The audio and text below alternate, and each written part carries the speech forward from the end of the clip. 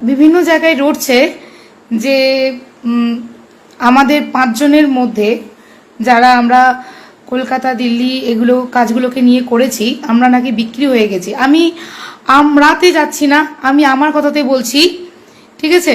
আমি আমার কথাতে বলছি, কেউ যদি প্রমাণ করতে পারেন যে আমি বিক্রি হয়ে গেছি কোনো দলের কাছে, তাহলে আমি চাকরি ছেড়ে দেবো। আমি এই চাকরিই করব না, আমি এত বড় কথা বলছি। কেউ বা কারা যদি প্রমাণ করতে পারেন যে আমি কারোর কাছে বিক্রি হয়ে গেছি, তাহলে কিন্তু আমি এই চাকরিই করব না। এই চাকরি বাঁচানোর জন্যই আমি কিন্তু কোনো পার্টি পলিটিক্স করি না, কোনো ব্যাকগ্রাউন্ড নেই আমার পার্টি পলিটিক্স করার, এখনো পর্যন্ত করি না, ভবিষ্যতেও করব কিনা জানি না, অতীতে তো করতামই না। তাহলে কেউ বা কারা যদি বলেন আমার নামে মিথ্যে রটান যে আমি বিক্রি হয়ে গেছি, তাহলে ডে 1 থেকে পাগলের মতো কাজ করে যাচ্ছি আমার এই একমাত্র চাকরিটাকে বাঁচানোর জন্য। নিজেদের মধ্যে এই সমস্ত বলাবলি করে যদি নিজেদের মানুষগুলোকে যদি আঘাত করেন, চাকরিটা কিন্তু আমারও গেছে। আমি কিন্তু কোনো ফেসিলিটি, আমার জন্য কিন্তু আলাদা কোনো ভার্ডিক্ট আসেনি, আমার জন্য আলাদা কিন্তু ফেসিলিটি আসেনি, ঠিক আছে? সুতরাং নিজেদের মধ্যে বিভেদ সৃষ্টি করার জন্য ভুলভাল দাগিয়ে দেবেন না। যদি কেউ প্রমাণ করতে পারেন যে আমি কারোর কাছে বিক্রি হয়ে গেছি, তাহলে কিন্তু আমি এখানে দাঁড়িয়ে থেকে বলছি, আমি প্রমাণ দিয়ে বলছি, আপনারা যা শাস্তি দেবেন আমি সেই শাস্তি মেনে নেব এবং এই চাকরি আমি ছেড়ে দেবো। লড়ছি আমরা একসাথে। এতদিন আমাদের চাকরিটা ছিল বলে আমরা অন্যরকম, দেখুন আমাদের কেউ শত্রু নয়, কেউ মিত্র নয়, কোনো দল আমাদেরকে নিয়ে প্রত্যেকটা দল গেম খেলছে, প্রত্যেকটা দল পলিটিক্স করছে, একটা বায়াস জাজমেন্ট আমরা সুপ্রিম কোর্টে পর্যন্ত পেয়ে যাচ্ছি। তাহলে সেক্ষেত্রে আমি কি করে বিক্রি হতে পারি, যেখানে আমি ডে 1 থেকে আমি পাগলের মতো কাজ করে যাচ্ছি? আপনাদের কাছে হাত জোর করে প্রার্থনা করছি, কেউ বা কাউকে যদি আপনাদেরকে মিসগাইড করে, প্লিজ শুনবেন না। চাকরিটা আমারও গেছে, আমিও চাই সসম্মানে আমার স্কুলটাই ফিরতে। যে রায়টা আমাদের পুরোপুরি বিপক্ষে গেছে এবং বিচার ব্যবস্থার পক্ষে আঙুল তোলা বিষয় নয়, কিন্তু যে রায়টা যেটা হয়েছে সেটা কিন্তু পুরোপুরিভাবে সব কিছু ডেটা অ্যানালিসিস করে যে হয়েছে সেটা আমাদের মনে হচ্ছে না।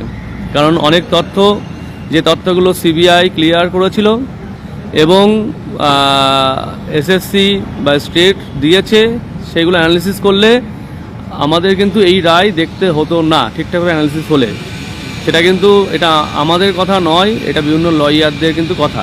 শুধু আমাদের লয়ার নয়, বিভিন্ন যে ক্যাটাগরি যে লয়ার ছিল সব লয়ারদের কিন্তু কথা, এবং সবাই কিন্তু হতাশ, সেটা আমরা সকলেই জানি। এবং সেই পরিস্থিতিতে আমরা এখন চাকরি হারা as per supreme court order. সেই জায়গায় দাঁড়িয়ে মাননীয় মুখ্যমন্ত্রী আগামীকাল আমাদের সঙ্গে নেতাজি ইনডোর স্টেডিয়ামে সাক্ষাৎকার করবেন।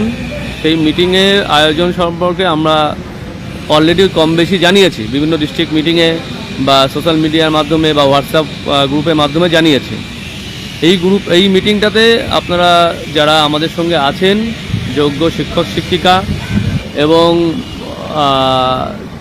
সমস্ত যারা যোগ্য আছেন গ্রুপ সিডি, তারাও আসুন, সমস্যা নেই। আমরা কিন্তু আগামীকাল ব্যাগ, জলের বোতল, এই সমস্ত জিনিস এবং বাচ্চা নিয়ে অডিটোরিয়ামে ঢুকতে পারবো না।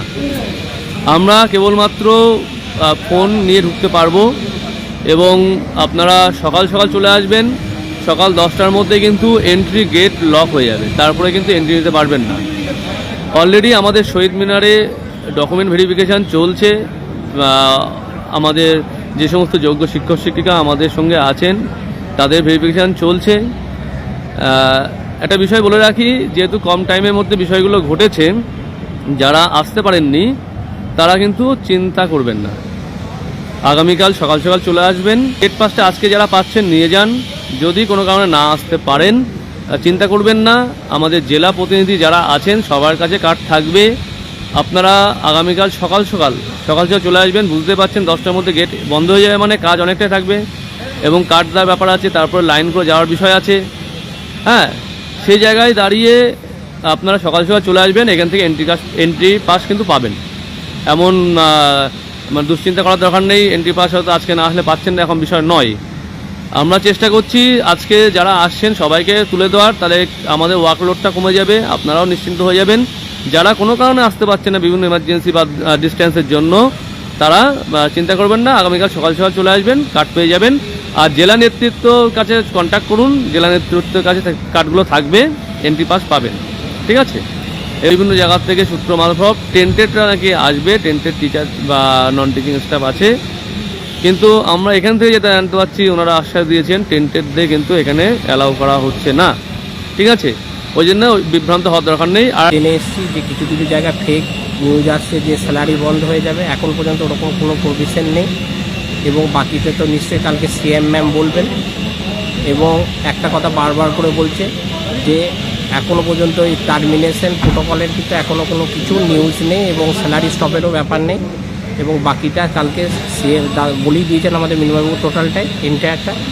তাহলে শুধু এটাই বলবো যে কালকে আসবেন সকাল সকাল এবং এখানে ম্যাম কি বলছেন সিএম ম্যাম সেটা কালকে আমাদের এখানে বোঝা যাবে। নিশ্চয়ই উনি আমাদের কথা ভাববেন, কারণ আমরা সবাই আনটেন্টেড এবং অনেক ফেক নিউজ বিভিন্ন গ্রুপে ঘুরছে, সেইগুলোকে আমরা বিভ্রান্ত হবে না, এই কথাটা এখানে আমরা এসে জানতে পেরে গেছি।